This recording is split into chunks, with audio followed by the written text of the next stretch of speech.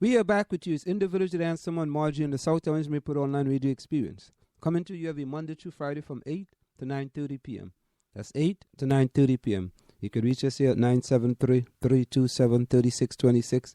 That's 973-327-3626. And of course, that was reggae superstar Bob Marley, who'd have turned 20 years today. People around the world are celebrating the impact Bob Marley made in his 36 years on Earth by honoring his music and his beliefs. According to Reuters, Jamaicans are remembering the musician with a jam session, and the family is launching a feel-good social video movement to honor Marley's vision of a better world. And you know, Marjorie, we always talk about Cheeb on this program, right?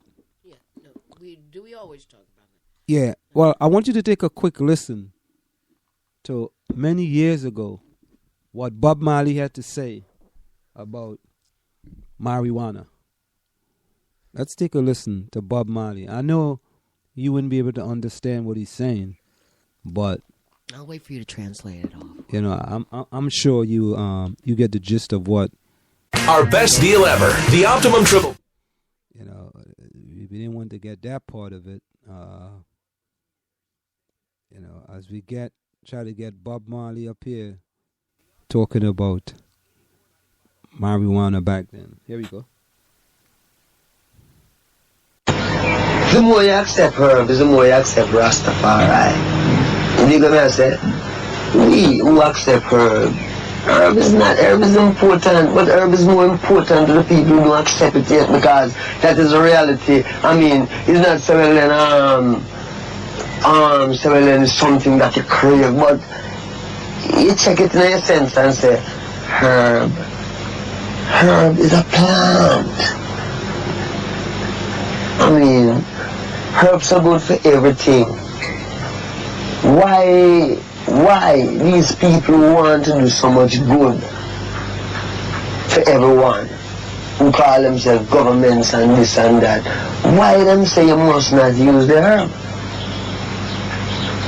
You see? And we check that and we can't find, we just see them just say, no, you must use it because it make you rebel. Against what? Against men who won't crave, because them crave for the things like selling. Them have some material things and them have to captivate your mind and tell you, say, well, you have to work and put you on pension and him keep it all.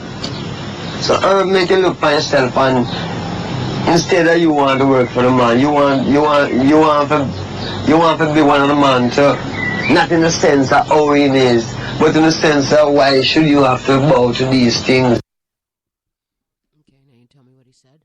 There you have it. He said, herb is a plant. It's a great thing. And the man wants you to work for him because, they are planting the herb. And that's why, and they don't want it to be, back then, they didn't want it to be legal back then. So they make it into an illegal product because it was them or us who was doing it, because we know the medicinal value that it brought to people. But since they were not in charge of it, they didn't want no part of it. And now today, marijuana is legal in some states, right? And who owns most of those stores? I guess Bob Marley knew something, man. So much trouble in the world. That's why I play that. So much trouble. What do you think about the legalization of marijuana, Ansel? What do I think about it? Or, I don't know, maybe the decriminalization of it. Capitalists decided that finally they could open up the stores and leave out the people who first started it, because in those places, like in Jamaica, it's still illegal. So now we come to America and they made it legal. And you know what? Who's benefiting from it? Who's benefiting now from selling it legally? We are buying it, but we ain't selling it. You know, this big business has this. I mean, I saw it on CNN or wherever it is. They have this cannabis. See, so it's like, you know, when it becomes mainstream, we got to change the name to something that doesn't sound too bad. So it's called cannabis, right? So. Well, it's always been called that. So. Well, no. It's in the Caribbean. We never know nothing about. We don't know about marijuana. We never call nothing. No, and that's America. It was always called cannabis in America. And it's probably the name of the plant. Yeah. No, they changed that name because that's the way they do things. And now, the people who really didn't start it are benefiting. What do you mean? Who started it? What do you mean by started it? Like the people who invented it. People who do you think invented marijuana? Well, what I mean invented it, came up with it as a herb. Who do you think was that? I think somebody in Jamaica. No, marijuana's been around before Jamaica. You think there's some indigenous plant to Jamaica? Yeah, I think it's an indigenous plant of Jamaica. No, it's not. So what do you think it is? I believe that people either in the Middle East and Mesopotamia and ancient civilizations, maybe even China, were smoking that way back in the 2000 BC sometime. And they just brought it on the slave trip to Well, they could have. I mean, but the native people, so-called Indians, Sarawak, Taino, whatever you want to call them, those people were smoking something. We don't know what it was, but they were smoking something when Columbus got there. They were getting really fried. You think it was marijuana? I don't know if it was marijuana, but they were smoking something.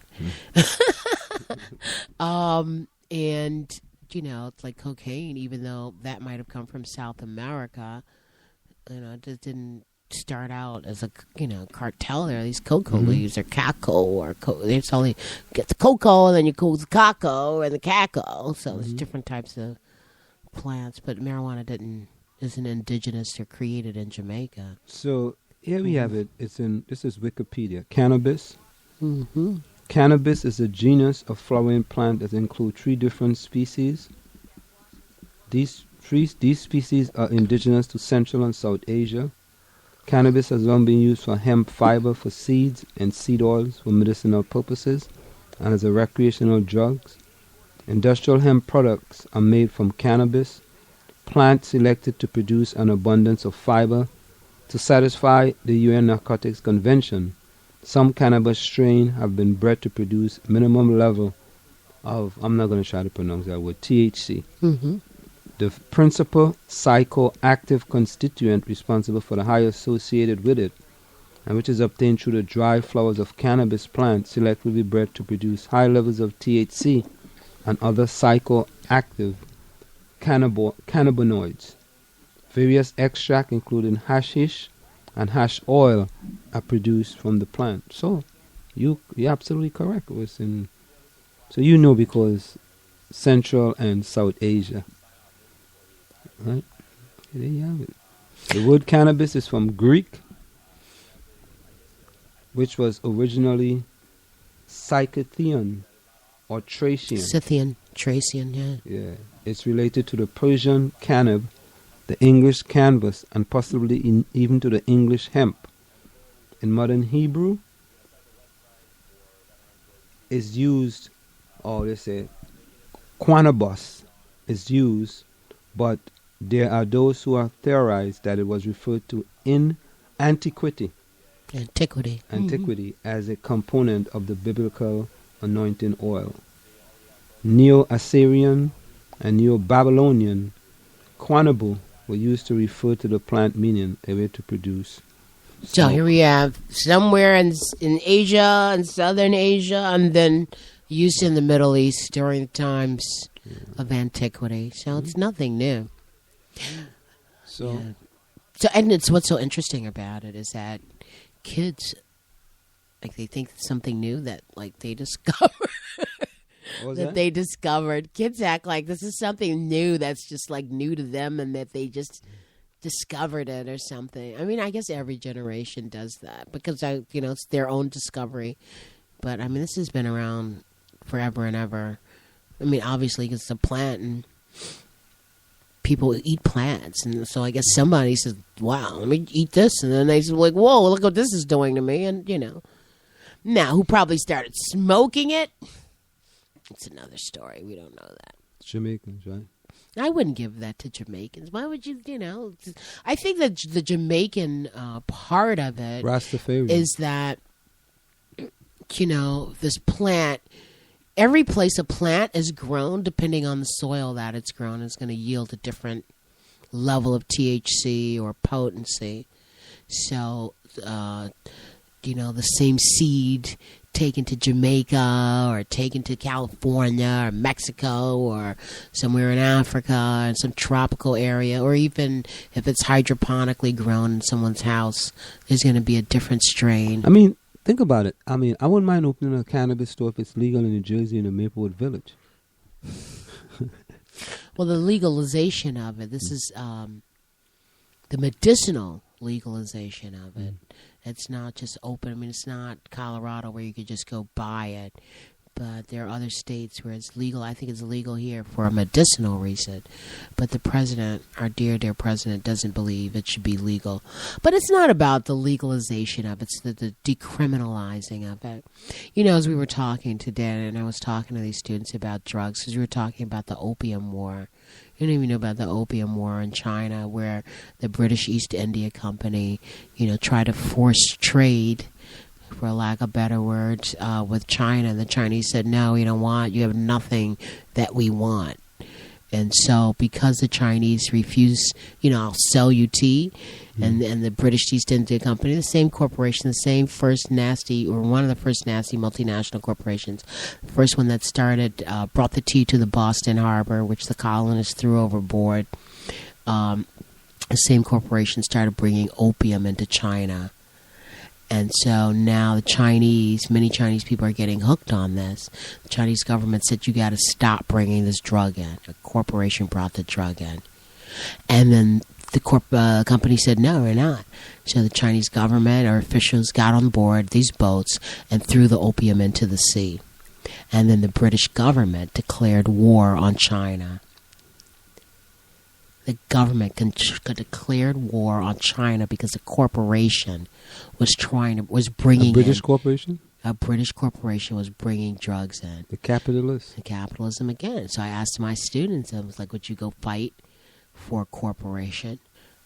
And they were like, no. I'm like, well, you do it all the time. You do it all the time. Mm-hmm. But, and so what happened at the end of this today, we were talking about this, called these unequal treaties. As a result, the Chinese had to open up more ports to the British, the French, the Russians, and the Japanese. And they also had to allow for the sale of opium in their own country. So, and I'm sure you know about the whole Iran-Contra thing and the bringing of cocaine into the United States, and crack in particular, that infested the cities and sort of wiped away all movements of black liberation and just messed up people in general, for lack of better words. So, drugs, and the fact that drugs, tobacco, and alcohol, the rum or the sugar cane being made in the Caribbean and processed into rum in the Caribbean and in the United States and shipped back into the European countries, and the selling of tobacco out of the United States, and all of the big magnates like the Kennedys who made all of this money by selling intoxicating substances. So, yes, there's some truth that whoever gets their hands on the substances, even though be they legal or illegal, is making a fortune, because people, oppressed and not oppressed, are trying to get out of their mind in whatever way to relieve their sadness and oppression for whatever escape they can do. And someone profits off of it. So to decriminalize it, to say, okay, well, you've got a joint or an ounce or less than an ounce on you, we're not going to lock you up. But even in the state of Georgia, if you have less than an ounce, you can go to jail for that. So if you're walking around in Georgia and all you have is a joint and the police stop you, they